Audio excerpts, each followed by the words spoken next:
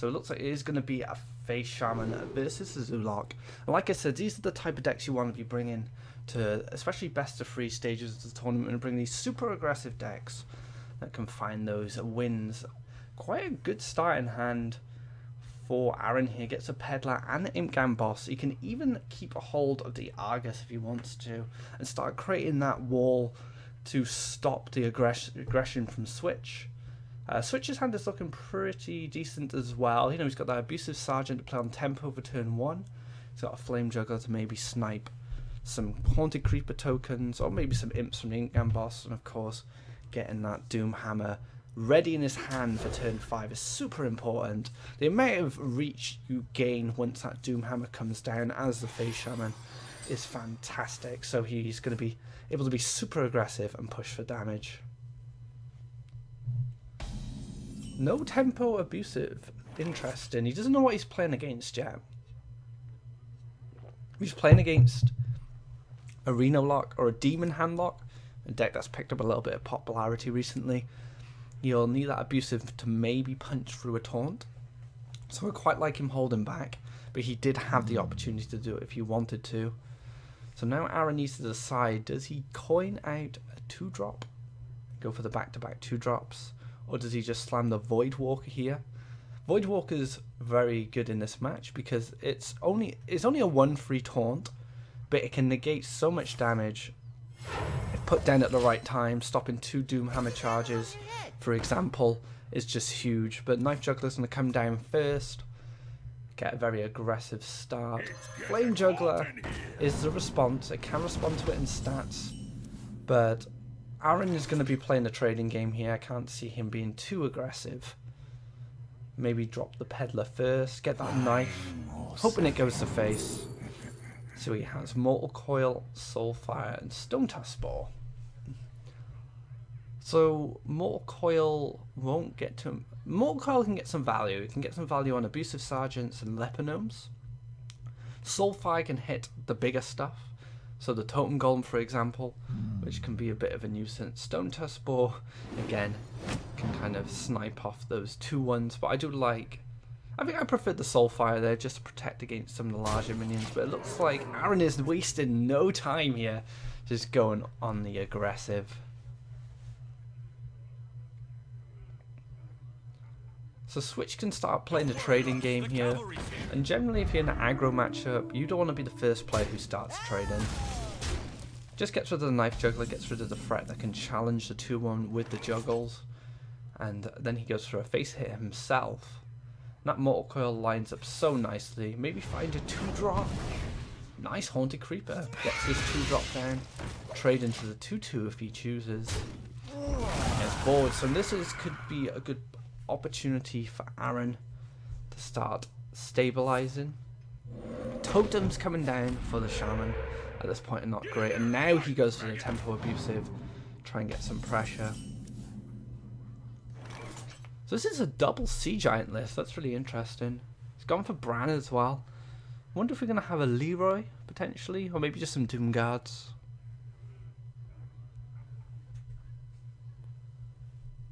So the trade seems pretty obvious here into the 2-1. Bran into Voidwalker I quite like. Get those minions down. Get some stuff to trade away. Feral Wolves. And I like that sort of stuff. Gets a 2-1-1 as well from the Haunted Creeper. And now the board is looking pretty fantastic. And that Bran can be quite a threat. And this is what I started talking about earlier. This Voidwalker comes in on turn 4. Against the Shaman's turn 5. This is Doomhammer turn. This is Doomhammer territory. And a 1-3 is just so frustrating. It's going to soak up 4 damage. That is a lot of damage when it comes to playing against a Face Shaman. So fantastic play from Aaron there, just getting that taunt down at the right time, choosing this moment. Oh, wow. So what are we going to see here? We're going to see a low fab? Or maybe an implosion with abusive, get some value off that Bran, start pushing some damage. Low fab seems, of course, the best option. 5/5 body, hard to remove, and his battle cry is going to lock out Switch. Gromhell, sorry, from playing any spells, and he just drops the lonely Tunnel Trog. And I think Grom's gonna have to kind of go for it here. Can you really start trading into the 2/4 at this point? But if you don't deal with a 2/4, what damage can Bran do being left on the board? It's a very tough decision.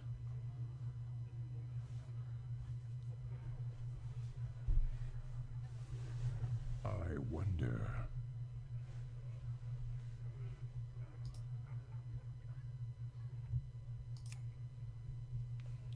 I think in the grand scheme of things, you need to kill Bran, because if an Argus comes down.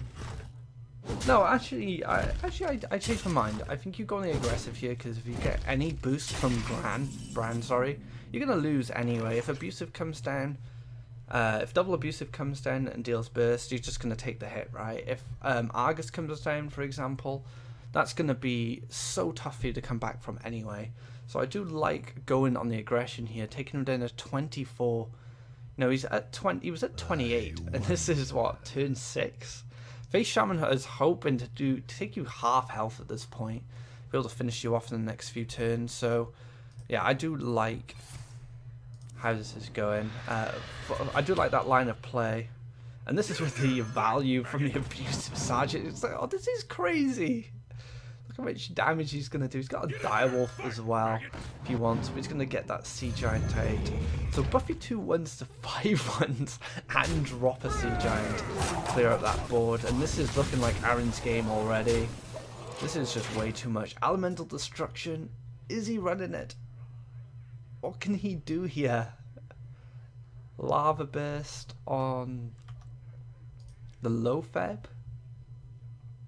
Still in lethal range. Lava Burst on the low Feb, followed by Lava Burst, Lightning Bolt on the Giant. And that takes you out of range of lethal, as far as you know at least.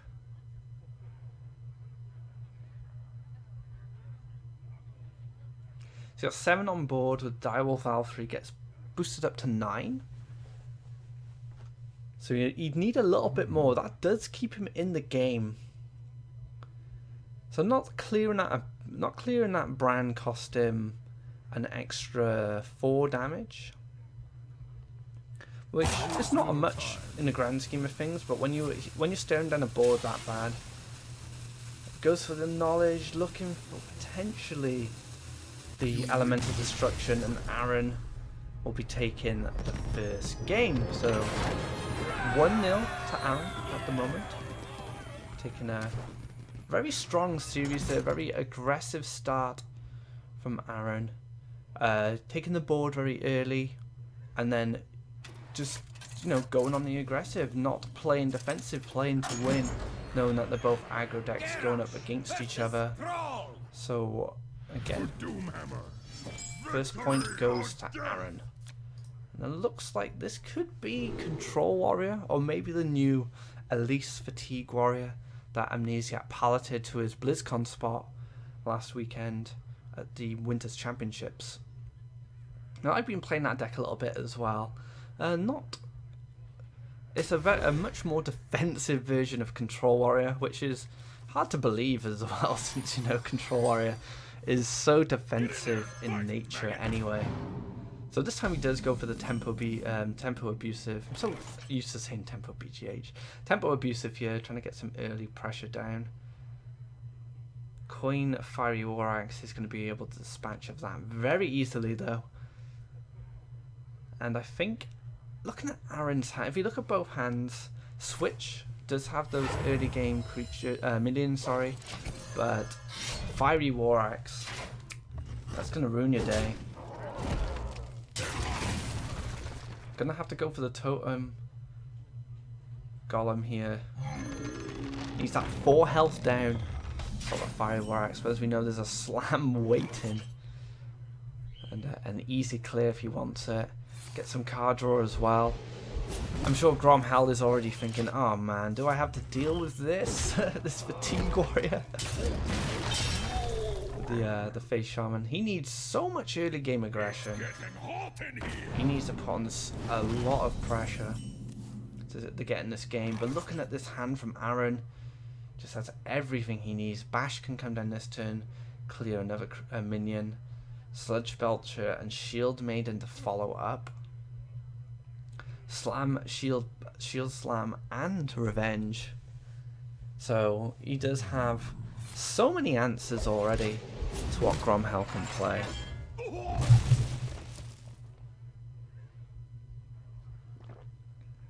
Don't worry, loves. Arjun Horseride didn't come down. Try and put some pressure on.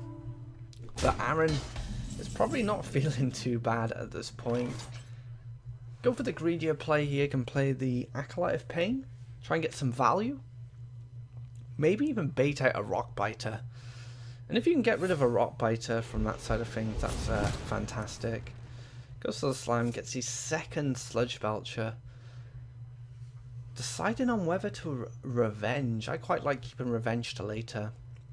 Once you get taken down quite low, those Feral Wolves will come down. Feral Spirit, sorry, and then you can just deal with them. With the Revenge, dealing that 3 damage area of effect. I feel Armor Up is fine. It's not representing too much of threat. Your Armor Up is going to soak up the 2-1 anyway. This Revenge can find so much more value later on.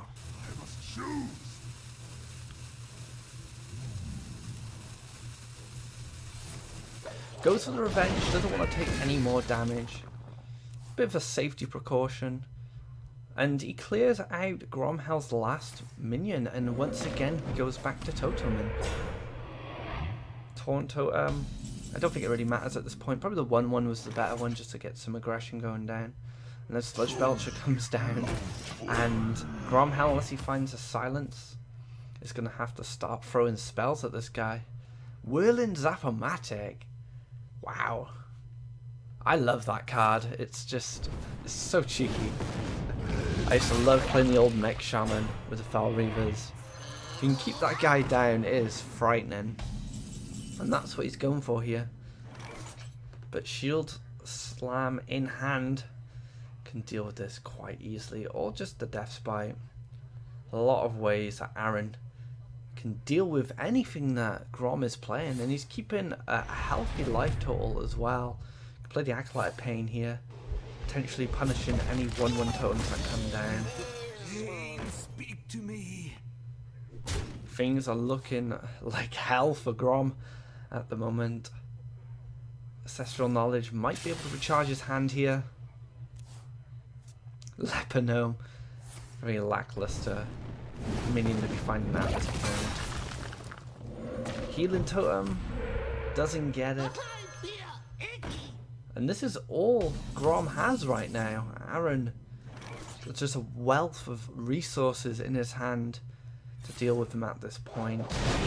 I like this. Gets the second Revenge down, gets to draw a card, deals with that Leper Gnome, deals with the Totem, play the second Belcher. Say, do you have another way to punch through a Belcher?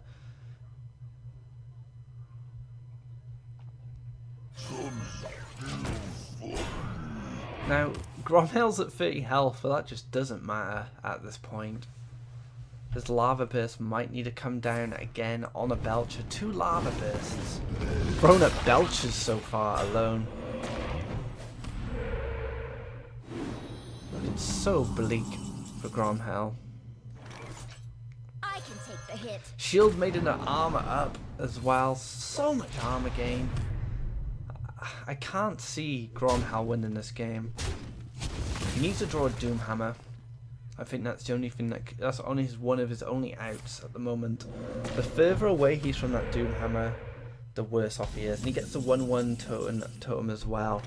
So gonna get some card draw for Aaron. Get even more resources available. And now Grom spend his way to the hand. He can develop the Death Spy, start going aggressive. And this is looking very, very bad for Grom.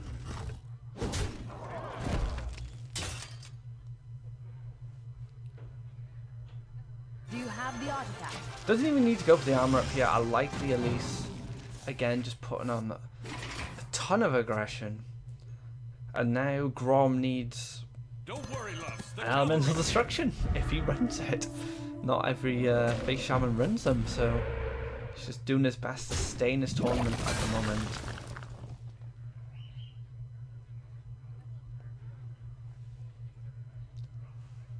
So what else can he do here? Goes for the crackle. Will he roll high enough? Oh, perfect snipe there. Takes out the 5-5, doing some damage control. But his first minion that is drawn just doesn't have any impact at all. And not far off lethal. Not far at all. Gonna take him down to 2 HP.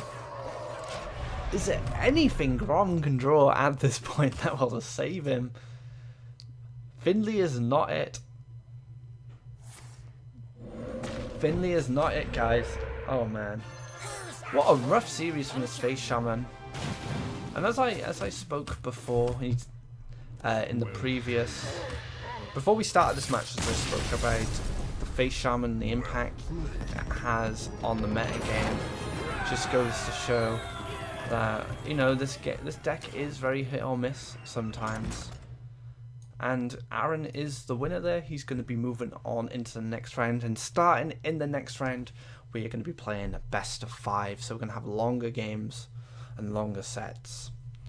So, yep, a bit of a warm-up there in the best of 3 rounds. This is where a lot of the hard work will come into it. You know, winning best of 3s is tough. But winning calculated best of 5s as well, it's going to be a little bit harder. So that was game number 1. We have 4 more matches for you today. Just to go over the people who are just tuning in, this is the Southeast Asia GosuCup. Winner will be taking away $300 and free HCT points. And second place and third place also have some prizes up to grabs as well. So these players are playing for those very valuable HCT points with some nice cash as well. So we're gonna let's have a look at the bracket and see where people are landing.